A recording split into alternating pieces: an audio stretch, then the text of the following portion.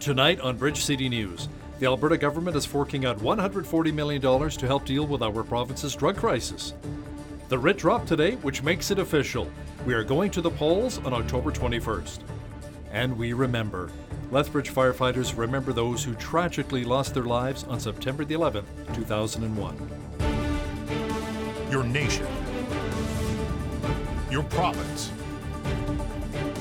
Your southern Alberta. From the heart of Lethbridge, it's Bridge City News with Hal Robbins. Good evening. Thanks so much for joining us. As the opioid crisis rages on across Alberta, the province announced today that it'll be funding 4,000 new addiction treatment beds, outpatient services, and medically assisted detox spaces. The $140 million financial boost will be spread over the next 4 years. Some of the funds will be used to upgrade existing social detox beds to medically supported detox beds. No word yet on how much funding Lethbridge will receive. Premier Jason Kenney says the extra funds will improve addiction and mental health care and for opioid response. We reached out to Arches today to hear about what this would mean for the Safe Consumption site here in Lethbridge. We're happy that the government is investing into the opioid crisis and specifically into treatment and recovery, and that they have recognized that harm reduction is an important part of the spectrum of care, but that the other pieces have to be in place in order for people to be able to achieve wellness, and that there is a focus on ensuring that people have appropriate and accessible access to treatment. We just want to make sure as an organization that that commitment to treatment doesn't just include bed-based treatment, but also includes opioid agonist therapy and injectable opioid agonist therapy, and other forms of treatment that we know are effective, are evidence-based in addressing the opioid crisis. Now, we posted the story about the new government funding on our Facebook page, and here's what some of you had to say. Lyra Ann says, I personally think they want to shut down the consumption sites. I feel they are covering bases, getting their ducks in a row, and creating proper established treatment services before doing so. Lalone says it will take a minimum of 1.6 years to get the paperwork and perhaps a single shovel on one project in the ground, and by that time, there'll be another election and those funds could be halted. And Sandy says, so they will be closing the enabling SCS site in Lethbridge to stop giving these addicts a clubhouse to hang out in, free needle party packs, and to help the citizens of Lethbridge whose lives have been affected by theft needle and human waste debris. Let us know your thoughts by visiting the Bridge City News Facebook page. It was on this day 18 years ago that the world changed forever. The terrorist attacks on 9/11 claimed almost 3,000 people. The victims of 9/11 were honored today, along with the first responder casualties. As Ainsley O'Reilly reports, Lethbridge Police and Fire Services marched downtown to pay their respects. 9/11 is a time of reflection. Many civilians and first responders can recall exactly where they were on that day. It hits very close to home. No matter where we go in North America, we find that the fire service is a brotherhood, and we feel for other firefighters who are suffering the same as us. A day like today is a reminder that we are all first responders, we all work together, and it is a brotherhood. Very emotional day for me, and it is a brotherhood and sisterhood. Even all these years later, it's a very, very special day that we have to take the time to remember those that fell in 9/11, but all of those the fire services and EMS and police services that have given their life since, and today recognizing the fire services and EMS. Since September 11th of 2018, 164 men and women in North America have lost their lives in the line of duty. September 11th is a benchmark of pure selflessness displayed by the brave men and women on that day. Locally, fire and police services marched downtown to display a unified front. I was on duty that day actually, and I remember standing around the TV just awestruck, just speechless as to what was happening, and thinking of the firefighters that were losing their lives that day. That morning, I remember vividly one of the officers coming in and talking about a plane hitting. Our initial thought was a Cessna or a Piper, like a small plane. And once we realized the gravity of the situation, the conversation quickly shifted in that area to about what our potential targets, and knowing that a lot of the energy generated at that station went to New York State. Everybody's senses were heightened. For Bridge City News, I'm Ainsley O'Reilly. U.S. President Donald Trump marked his third 9/11 anniversary as president today amid growing frustration about what he calls the endless war in Afghanistan. Today, our nation honors and mourns the nearly 3,000 lives that were stolen from us on September 11th, 2001.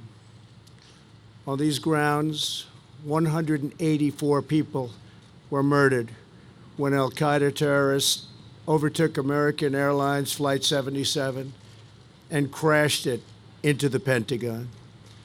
For every American who lived through that day, the September 11th attack is seared into our soul. It was a day filled with shock, horror, sorrow, and righteous fury. Justin Trudeau asked the Governor General to ring the bell today to officially kick off a 40-day federal election campaign. It is one that pits a scandal-ridden Liberal Party that has struggled against its biggest rival, the federal Conservatives. In order to win a majority, a party will need to capture 170 seats on October 21st. Locally, Lethbridge Conservative MP Rachel Harder is launching her campaign tomorrow, beginning at 5 p.m. at 355 Stafford Drive North. The Liberals' Amy Bronson, NDP Shandy Blyken, and the Green Party's Stephanie Watson have begun their campaigning as well. Justin Trudeau launched his re-election campaign emphasizing how his government has put more money in our pockets. In every election, as Canadians, we get to make an important choice about the future of our country. We get to decide what kind of future we want to build together. We've put more money in people's pockets by cutting taxes for the middle class and raising them on the wealthiest 1%.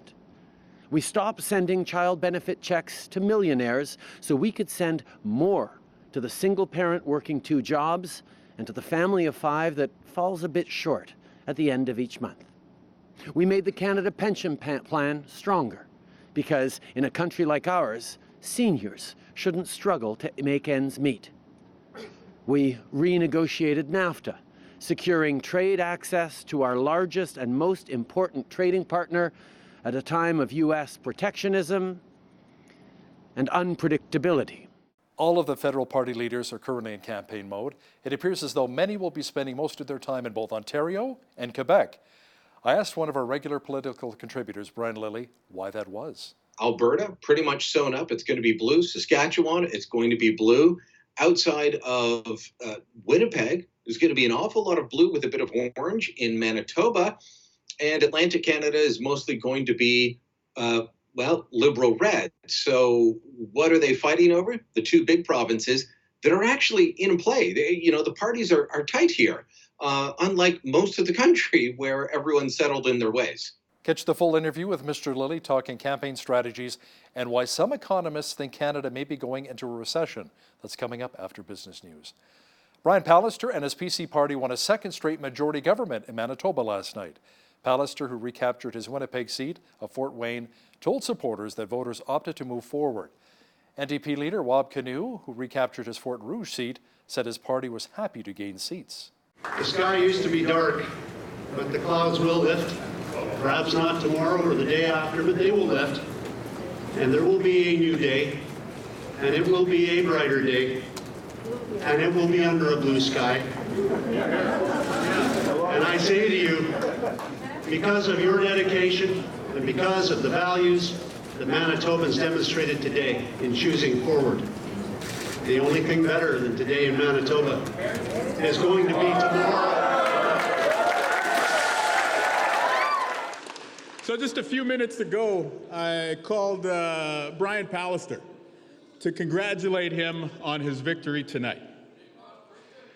It was a local call. I was, very inspired by the showing we had this time around, but Manitobans chose to give him a second mandate, and so I congratulated him. Humble in victory, humble in defeat. When it comes to elections, many times the polls are just plain wrong. Now that's according to David Rubin, who's the former mayor of Shiloh, Israel. The Israeli election is coming up next week, and Mr. Rubin says people should really distance themselves from the pollsters. But very often they make bad predictions. I remember Netanyahu's first election campaign in 1996.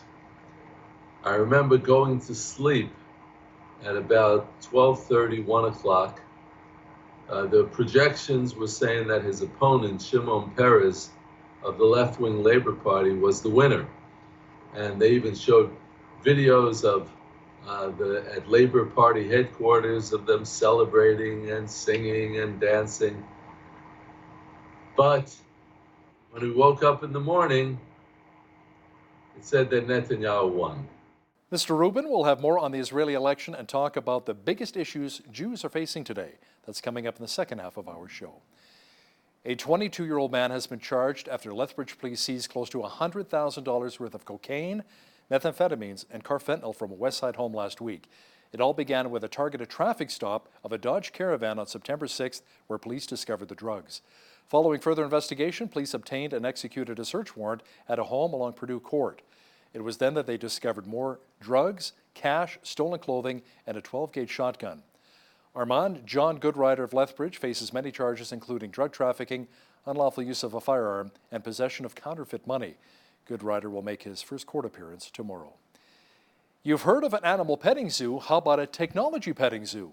The University of Lethbridge held an event today introducing its tech pets to students and faculty. The Technology Petting Zoo is the first workshop we're offering this year. And the point of the Technology Petting Zoo is to get students a little more comfortable with some of the technologies that we have available for them at the library, because this is part of our greater initiative called Project Sandbox, which is all about just kind of offering different technology services to students. So we just took a look at the Makey Makey, which is a little controller that you can hook up to a computer. And you can sort of use wires to hook up anything you want to the controller, and you can use those to control things on your computer. So you can use things like vegetables or Play-Doh is what we used, I think, today. So anything that conducts electricity you can use, and you hook it up to your computer, and we were using another application called Scratch. And Scratch is just a very simple interface that gives you a bit of an introduction to how programming works and the logic behind programming. So yeah, we made a little game with a cat that moves around the screen and sort of creates clones of itself. And it's quite easy to create something very cool with that very quickly. Tech Pets are digital technologies that students can borrow for free. The university will be hosting another technology petting zoo sometime in November. Public Safety Minister Ralph Goodale and other federal ministers met in Nova Scotia to offer support and to discuss federal help as Nova Scotia is recovering from post-tropical storm Dorian. Dorian slammed into the region over the weekend. Since Sunday morning, approximately 350 or so military personnel from Atlantic Canada have been deployed to various places in Nova Scotia to help restore electricity, clear roadways, evacuate residents in certain flooded areas. As well, the Canadian Coast Guard has been deployed with helicopters to ferry personnel and equipment, as well as to assess damage to local infrastructure. Emergency crews are making good progress, but to be clear, we're still in the early days of this response.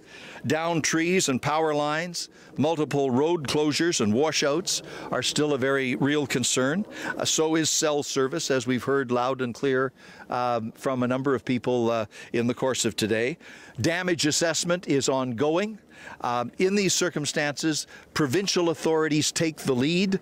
The Government of Canada is there to offer assistance as requested by the province, and we are determined to meet every request that comes in from Nova Scotia, as we have thus far. Thick black smoke can be seen for miles and miles, and evacuations have been ordered after a train derailed in an Illinois suburb. Police say students at a grade school, junior and senior high school, were evacuated near the area. A few hundred residents at a nearby mobile home park were also evacuated. Officials said more than 10 train cars derailed. Emergency officials said they were not immediately aware of what the train was carrying. 2 people were lucky to survive after their light plane crashed into an airport building. Reports say both the pilot and passenger were taken to hospital with non-life-threatening injuries. Fortunately, no one in the building was injured. The airport is owned and operated by Aktchen Indigenous Community. It serves the communities of Casa Grande and Maricopa, which is located 71 kilometers southeast of Phoenix. Bianca Andreescu's coach says his star will be getting right back to work after winning the U.S. Open. Sylvain Bruneau says he will not make any big changes to Andreescu's program after her historic win against Serena Williams. I think she started to win a lot of matches in small tournaments, and the confidence started to grow. I mean, it's just snowballed, and then she got better results. try to get her to believe that there was no limit to what she could do. Toronto was a bit scary for her, play Serena, because Toronto is Toronto, and that's her hometown, and that's, after the Grand Slam she's mentioned, is the biggest tournament. So she had a little bit of prep there. I mean, the match did not really happen, but the entire preparation happened because we expected that there was going to be a final, a real one. So I think this was helpful, and even those 4 games she played, even if Serena was out of form, she was injured, I think she got to have a little bit of a vision of what it's like to be on the court with Serena and play her, even for 15 minutes. We use that. What an amazing win it was for Bianca and for Canada. Lots of clouds and warm again today. The summer-like temperatures will continue as we head towards the weekend. Complete weather details are on deck. We had a mixture of sun and cloud today and nice and mild. Tonight, just a few clouds developing with a low near 2 degrees. Mainly sunny tomorrow with a high expected near 22. Lots of sunshine and 22 degrees again on Friday and Saturday. Sunday cooling off slightly to 16.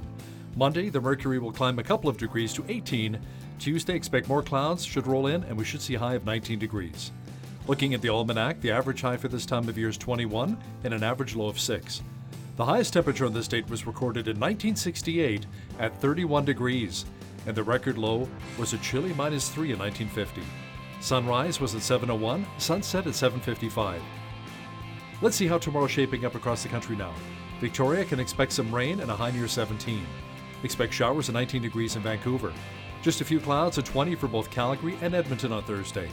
Rain and 14 is on tap for Regina. Overcast and 16 for Saskatoon tomorrow. A chance of showers and 13 degrees for Winnipeg. Showers off and on and a high of 20 for Toronto. Just a few clouds and 22 for Ottawa. Clearing and 20 for Montreal. In the Maritimes, Fredericton, New Brunswick will have light rain and 18. Halifax, Nova Scotia will have showers and 17. Charlottetown, PEI will be mainly cloudy and 15. And in St. John's, Newfoundland, expect rain and a high near 16 degrees for tomorrow. Under pressure from the U.S. government, General Motors is recalling more than 3.4 million pickup trucks and SUVs to fix a brake problem. The recall covers the Chevy Silverado and GMC Sierra trucks made in 2014 through 2018. Most of the affected trucks are in the United States. Also included are the Cadillac Escalade from 2015 to 2017, also the GMC Yukon, Chevy Suburban, and Tahoe from 2015 to 2018. GM says a pump in the power assist brakes can put out less vacuum power than needed. That in turn will increase the stopping distance and increase the risk of a crash. Apple TV Plus is coming to Canada. The latest competitor to throw its hat into the streaming wars has selected a launch date of November the 1st. Subscribers will pay $5.99 per month for access to the service. That will include original TV shows, movies, and documentaries. The announcement put Apple a few steps ahead of Disney Plus, which costs $8.99 per month. Both services are being priced to compete against Netflix. Roots Clothing says its second quarter losses more than doubled to $9.7 million from $4.1 million last year. On an adjusted basis, that amounted to 15 cents per share. Sales, however, were up 2.5% to nearly $62 million, but comparable sales fell 2.9% due to a drop in store traffic and a delay in the flow of the product. In its outlook, Roots says it expects sales for its 2019 financial year to be below the latest disclosed target range of $358 to $375 million. More cuts are coming to BC's forestry industry. Teal Jones Group announced an immediate shutdown of its harvesting operations in the Fraser Valley and at Honeymoon Bay on Vancouver Island. The company says it will mean substantial layoffs for both employees and contractors. The announcement comes a day after West Fraser said it was cutting production by up to 25% as it implements variable operating schedules at 5 of its sawmills, while more than 24 interior mills have announced closures. Now, here's a look at today's markets.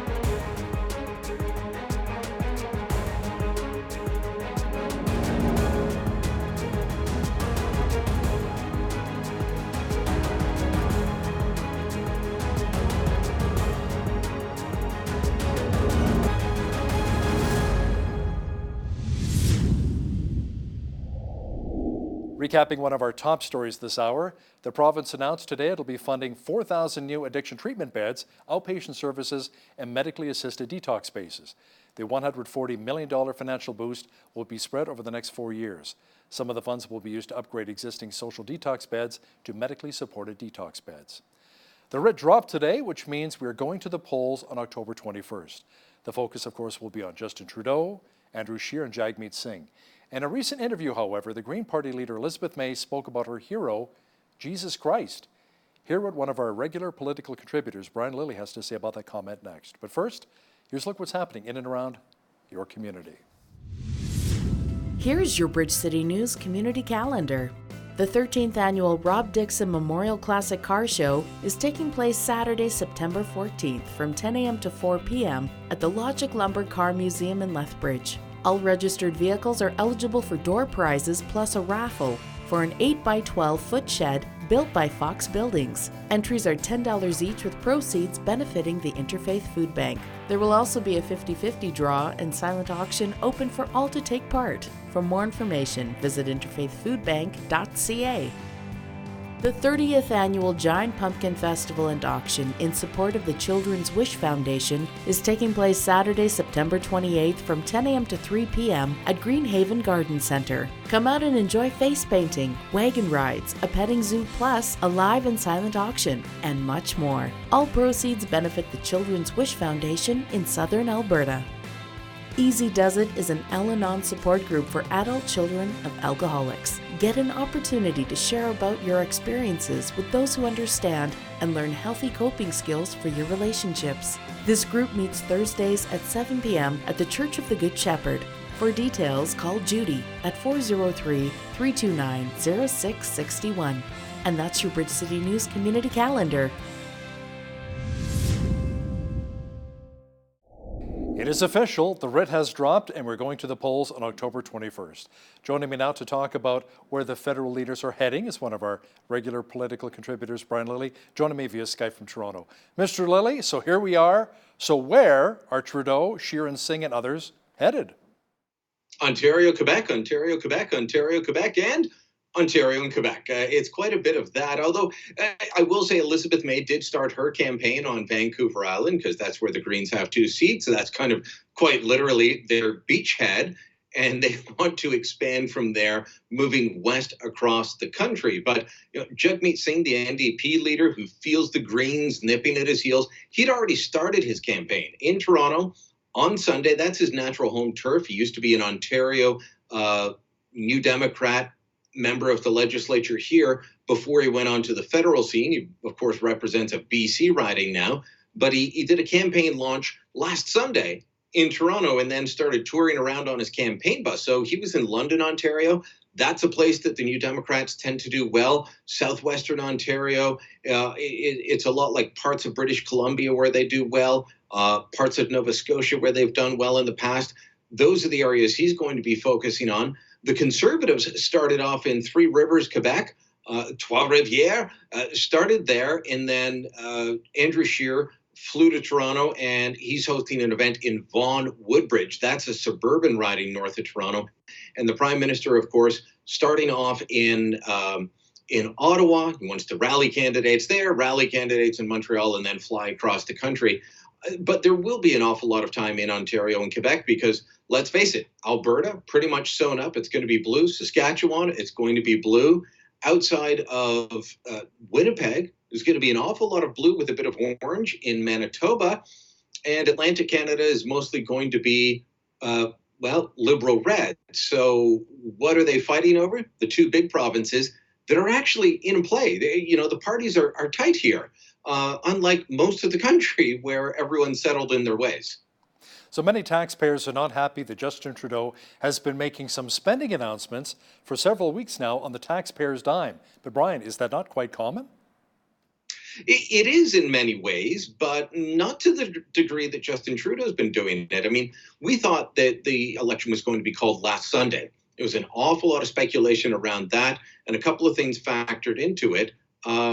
Including Hurricane Dorian that was hitting the East Coast, was landing in Halifax, and the Liberals could not have called an election there. So what did they do? They hadn't put out any media advisories on spending announcements. As soon as they realized, okay, well, we can't call an election, Halifax is going to get thumped by this hurricane, they put out more spending announcements, and they went into ridings that they're targeting. So I'll give you an example. Down by Windsor, Ontario, where the Chrysler plant is, where Hiram Walker, the home of Canadian Club, that sort of thing, some famous brands there. They've got a bit of a star candidate on their hands. Sandra Pupatello used to be an Ontario Liberal cabinet minister, big in local political circles. She's running for the Liberals. They want to steal that from the NDP, so they send Chrystia Freeland down. They do an official spending announcement with the local union that's going to back the Liberals. They do some roundtables at the university. In every photo, there's Sandra Pupatello standing next to the cabinet minister. So yeah, that's campaigning on our dime. They had several more like that on Monday, the day that they thought they were going to be campaigning. Those were added to the schedule late in the day. Nobody has done it quite to the degree that these guys have. This surpasses anything that I've seen with Chrétien, with Martin, or with Harper. Brian, according to Bay Street economists, there is talk that the Canadian economy may tank just before the election, and that cannot be good news for whomever is elected on October 21st. Yeah, well, it's going to be a problem for the governing Liberals if things start to go sour before voting day. And then even if they win, or let's say the Conservatives take over with a minority or a majority, whoever wins, it's going to be a problem. And the big problem is it's not necessarily factors within Canada that are going to lead to this recession. We're seeing a slowdown in the Chinese economy. We're seeing a slowdown in Germany and throughout the greater European Union, not necessarily Britain, where they're dealing with Brexit, but elsewhere. And so that's leading to a global slowdown. The Americans are still doing better than we are in terms of economic growth, but not as fast a pace of growth as they had maybe a year or so ago. So all of that leads to what economists like to call headwinds for the Canadian economy. And, instead of just looking at dealing with something, in the oil patch, we're dealing with problems across the greater economy as things start to slow down. So could be a problem during the election, will definitely be a problem if it comes true after the election for whoever wins on October 21st. A fight over what Justin Trudeau inherited, including his $1 million Mercedes with the nice gull-wing doors, and how much more middle-class Andrew Scheer was growing up, shows the silliness of online politics. We're seeing it quite a bit, especially on Twitter, Brian. Meanwhile, the Liberals claim Scheer will slash spending, but will not say how. Yeah, so these are the types of things, most people are going to be focused on. That the question that Ronald Reagan asked, I think, is the best summation. Ronald Reagan asked the question during the 1980 debate against Jimmy Carter as he was seeking to replace Jimmy Carter as the American president. He looked into the camera during one of the debates and he said, "Are you better off now than you were 4 years ago?" And that's the question that most Canadians are asking. In the meantime, it was a week or so ago, was questions, will Andrew Scheer reopen abortion? Will he reopen same-sex marriage? Look at what he said in 2005. Now it's, there was a hashtag trending that was being pushed by Liberal partisans, including elected members of Parliament, hashtag Scheer so poor. And this was based off an estimate by a magazine, Maclean's, that said, oh, well, Andrew Scheer likes to say that he was, didn't grow up with wealth, that his family didn't own a car, but we think that his parents would have earned at least $120,000 back in the 80s. Well, people are acting as if that was $120,000 in the 80s, which would have made him very well off. I'm not even sure. I knew Andrew Scheer's mother. She passed away a couple of years ago. I know his father. I don't know that they made that much, even in today's dollars. So for people to turn around and say that, that's where the hashtag Scheer too poor, so poor came from.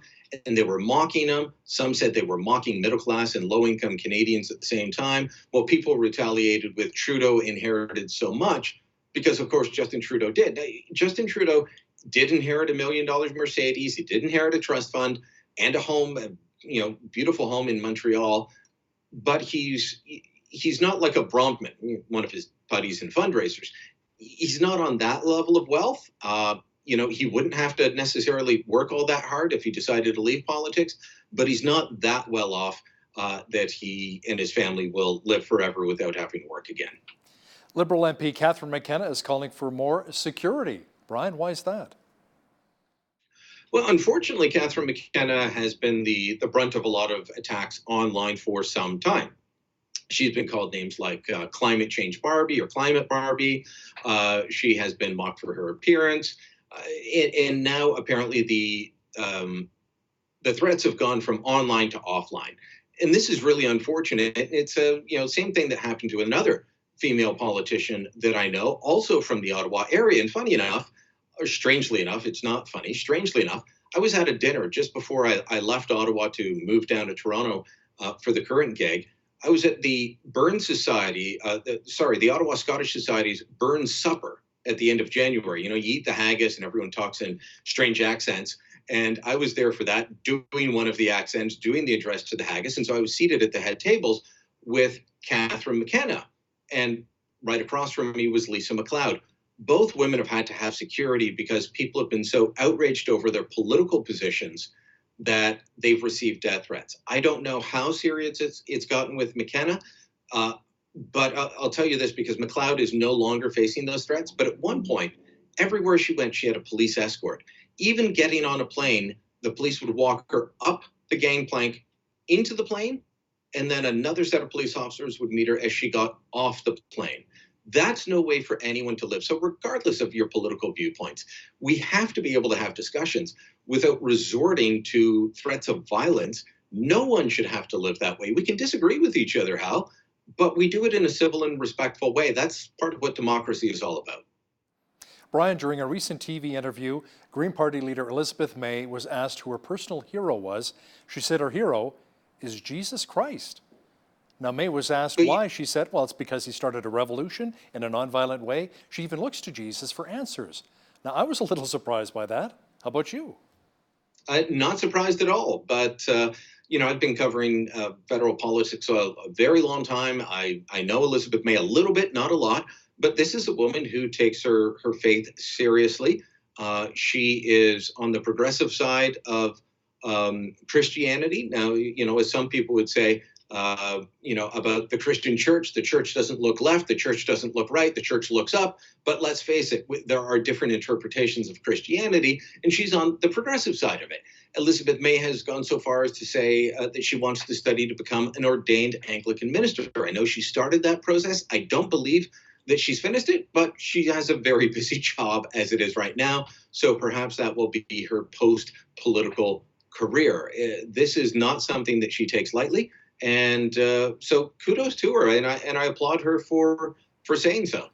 Yeah, it's wonderful to hear. Elizabeth May was apparently slammed recently by a Muslim group for not being strong enough on Bill 21 or the secularism bill in Quebec, Quebec's ban on religious symbols. Can you explain?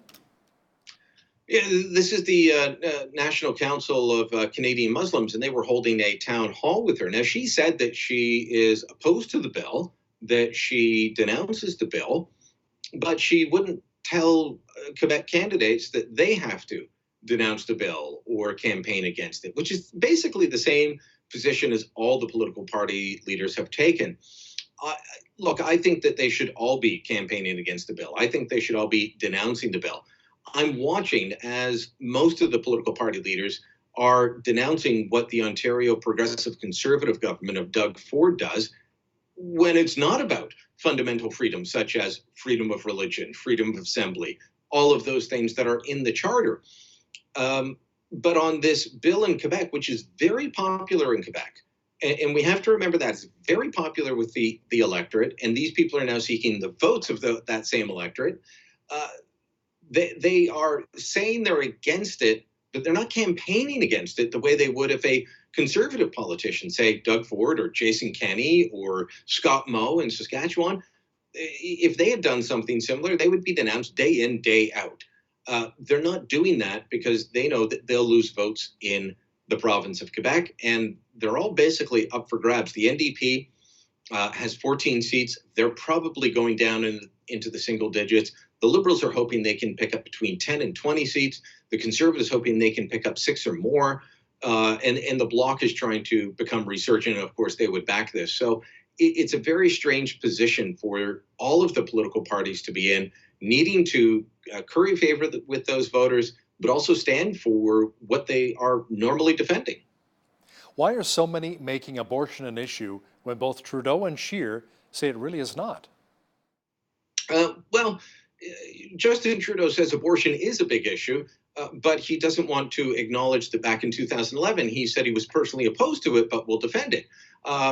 Elizabeth May just said that she will not stop Green Party members from bringing up issues around bills around abortion. Previously, she's gotten in trouble for saying that she's talked to women about abortion in a less than favorable way. You know, she didn't encourage them to go do it. And so activists on the pro-abortion side jumped all over that. So it's a very strange issue that the progressive side tends to bring up to try and beat conservatives down.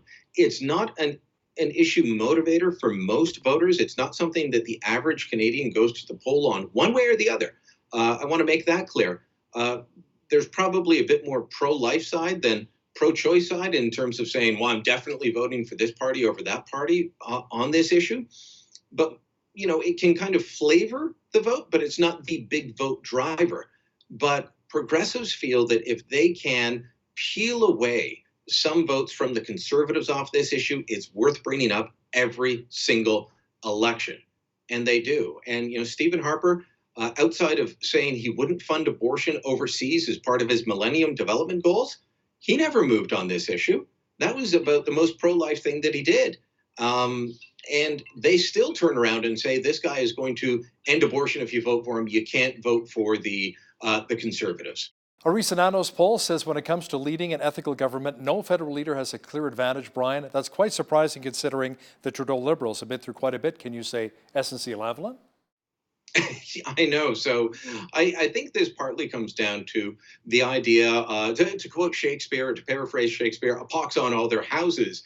People tend to see all politicians in the same light. That's why, you know, sometimes these scandal issues don't necessarily have the impact that a lot of political watchers think they will. Oh, there's a scandal. There's an ethics scandal. Oh, it's going to damage them. Well, a lot of voters just look and say, they're all crooks. What does it matter? And then they defend their guy when they're in an ethics scandal and attack the other guy when they're in an ethics scandal. So there's a bit of that going on there. I also think it comes down to the fact that voters don't fully they haven't fully taken the measure of the opposition leaders aside from Justin Trudeau. I'll point to this stat from several polls. You can look at DART, you can look at Ipsos, you can look at others. Asked, does the Trudeau Liberal government deserve to be reelected? It's below where his vote tally is most of the time. And that's the one that Liberals have to worry about. I'll tell you this, Hal, as the election starts, it's chasing the minority right now. That's what we're looking at. We're trying to decide who's going to lead the minority government. We've got a 5.5 week campaign. We'll see if that changes over time. But at this point, as the election begins, it's looking like a minority. Will it be Conservative? Will it be Liberal? Or will the campaign change something and give one of them a majority? We'll see. Let the games begin. One of our regular political contributors, Brian Lilley, joining me once again via Skype from Toronto. Thanks so much, Brian. Thank you.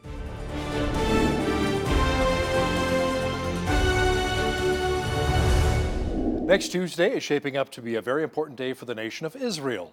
Another big Israeli legislative election will be taking place. Joining me now to discuss this is David Rubin, former mayor of Shiloh, Israel. He's author of the book as well, Trump and the Jews. David, welcome back to BCN. Thank you. Good to be with you, Hal. David, can you explain to our viewers why Israel is having another national election just a few months after the last one? Well, it's a little bit complicated. Israel has a very unwieldy parliamentary system in which there are a lot of political parties. There are two major parties, but neither of those parties has a majority in parliament. And therefore, whoever wins the election has to form together, almost like a puzzle. He has to get several political parties to join with him to make a majority governing coalition. And for that reason, it's very unwieldy, because he has, after the election, he has to start negotiating with all these different parties to reach agreements and to form a government. Last time, for the first time ever, Prime Minister Netanyahu was the winner, his Likud party, but he wasn't able to get enough parties to join his coalition. And there was little chance that his competitor would be able to form a coalition, and therefore he just called for new elections. So let's talk about Netanyahu and his competition. What are their strengths and their weaknesses? Well, his main opponent is Benny Gantz, who is of the Blue and White Party. He's a left-of-center party. Netanyahu is right-of-center. And he's a former chief of staff. His views tend to be moderately left-of-center, but he doesn't have too much to show for himself other than the fact that he was chief of staff. He has no experience in politics, and he didn't do such a great job as chief of staff, in my opinion. He was very indecisive. He always argued against taking military action, which is kind of the opposite of what you would expect a chief of staff to take. That's his main competition, Benny Gantz. But they were neck and neck for the whole election campaign, and they're still neck and neck right now. One day the polls say Netanyahu will win, the next day the polls say Gantz will win. So it's going to be very interesting to see. So what would you say then, David, are some of Benjamin Netanyahu's strengths and weaknesses? Benjamin Netanyahu's strengths and weaknesses: he's an amazing diplomat. He knows how to communicate, a tremendous communicator and a tremendous diplomat for Israel in explaining the positions of Israel, the threats facing Israel. He's the best at that. He's also a master economist. Under his leadership, the economy has soared. And before that, there was basically a socialist economy. So he's done a tremendous job with that. He's occasionally wishy-washy on certain positions, such as settling the entire land of Israel, rebuilding the entire land of Israel, which I believe should be done, and should be done without any hesitation. So he's a little bit weak on that. But overall, he's been a good leader for Israel.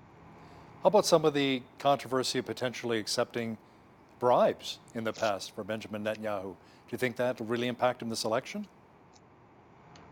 Well, basically, he's being charged with things that several past leaders have also done, but they were never charged for it because they're on the left side of the political spectrum. Nonetheless, he is being charged for it, and no one can say that they're not serious charges if it goes through. But we don't know if it's going to go through. And actually, in Israel, the law says that until you're convicted of a crime, you're allowed to remain prime minister. So I think that's what's going to happen here.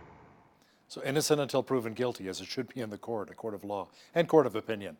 Now, David, I know it's a fairly tight race so far. What are the latest election polls telling us? Well, the polls are saying that Netanyahu and Gantz are neck and neck. But the two of them, each of them has about half of what they would need to form a governing coalition, which means that they would have to negotiate with the parties to the right of center and the parties to the left of center in order to get their governing coalition. It's not going to be so simple. So how accurate are the pollsters in Israel? Are they fairly close or way out to lunch? Well,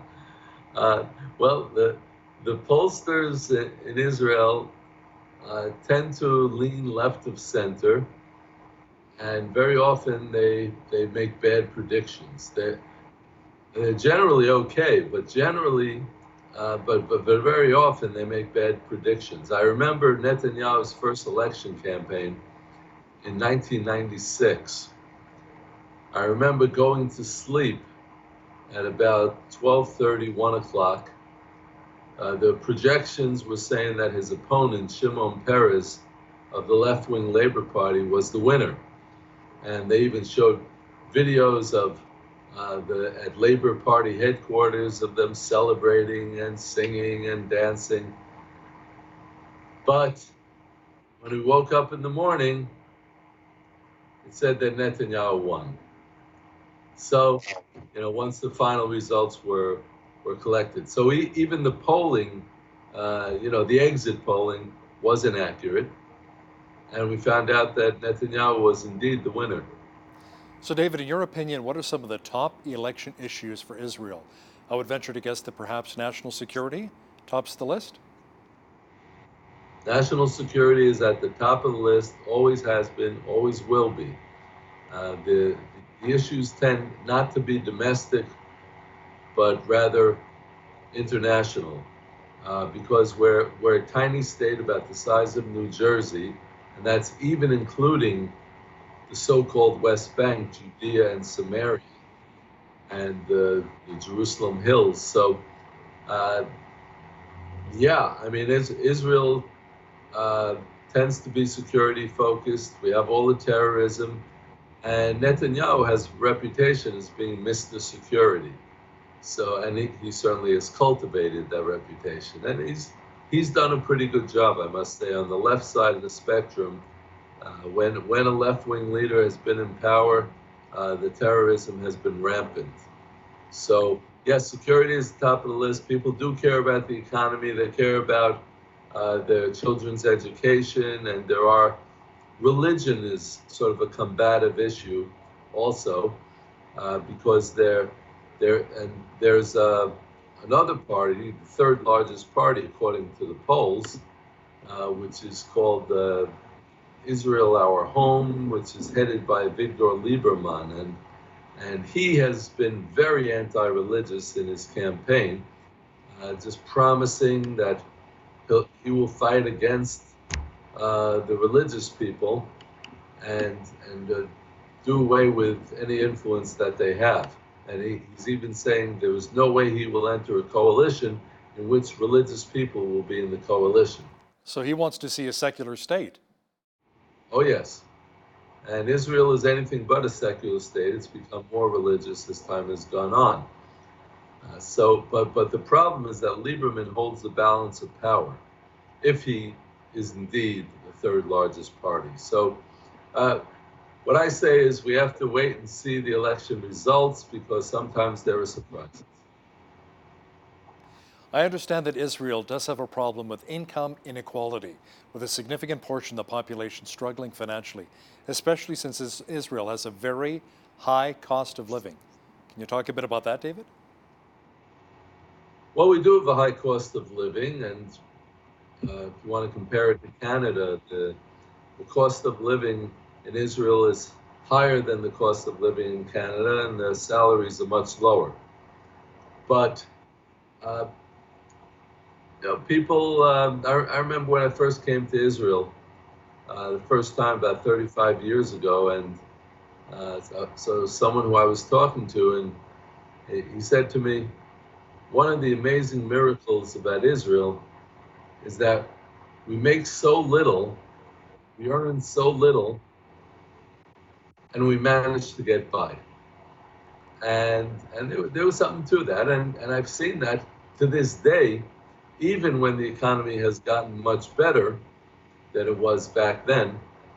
It's true. It's true. So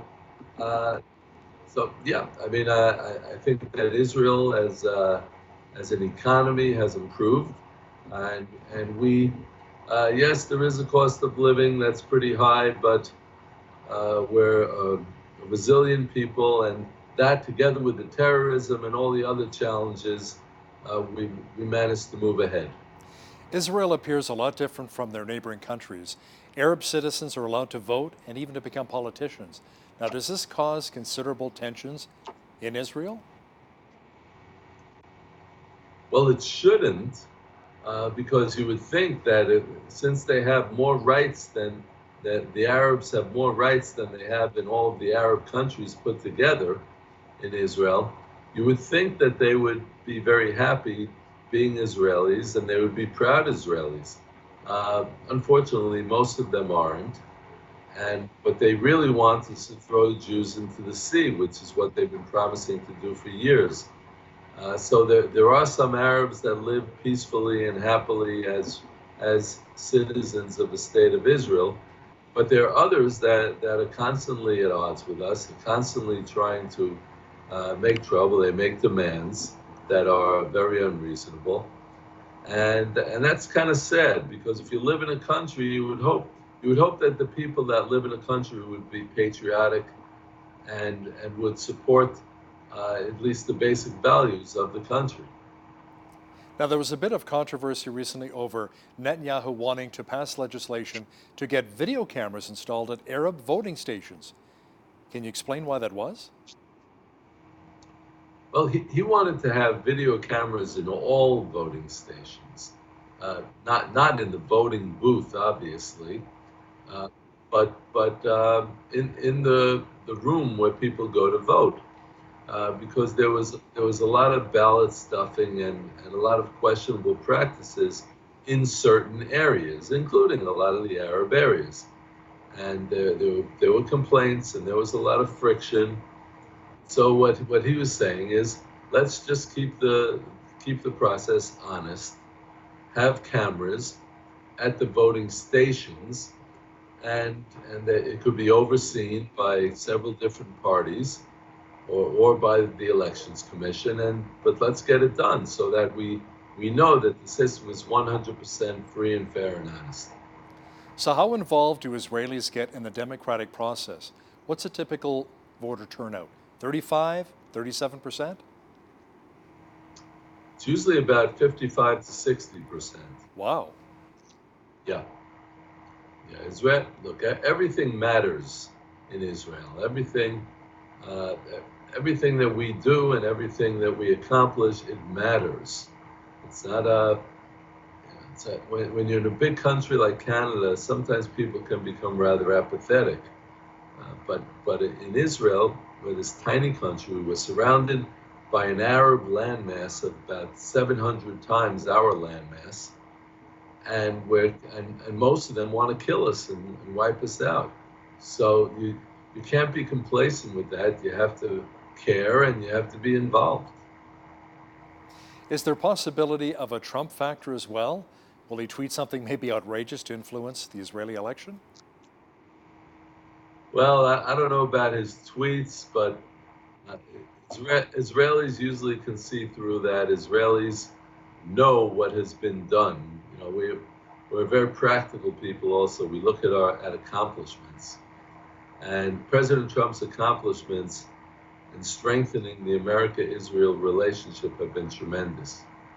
From the moving of the American embassy to Jerusalem, the recognition of the Golan Heights as Israel's sovereign territory. The Golan Heights, which is a strategic area in the mountains that overlooks the entire Galilee. And if we didn't have the Golan Heights, they'd be dropping missiles on the Golan Heights, on the Galilee every day. And of course, shutting the PLO embassy in Washington and holding back payments from the Palestinians because they are sponsoring terrorism.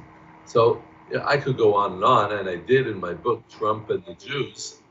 And anyone who wants to read the book, Trump and the Jews, by the way, should just go to Amazon.com and just type in Trump and the Jews, and they'll have the book in no time. But that's where you get the facts. And you see the facts of how much Trump has done. And Israelis look at the facts. They look at the accomplishments. David, we only got about 20 seconds left here. I want to ask you quickly, we know about the strong relationship between the U.S. and Israel. What about Israel and Canada? Where does it stand right now? Well, I think, Prime Minister Harper really worked to strengthen the relationship between Israel and the United States.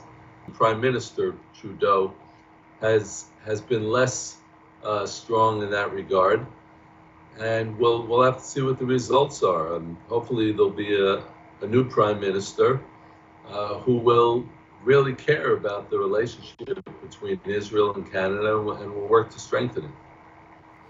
David Rubin, former mayor of Shiloh, Israel, and author of the book Trump and the Jews. Thanks a lot for your time today. My pleasure. On behalf of all of us here at Bridge City News, I'm Hal Roberts. God bless and have a great night.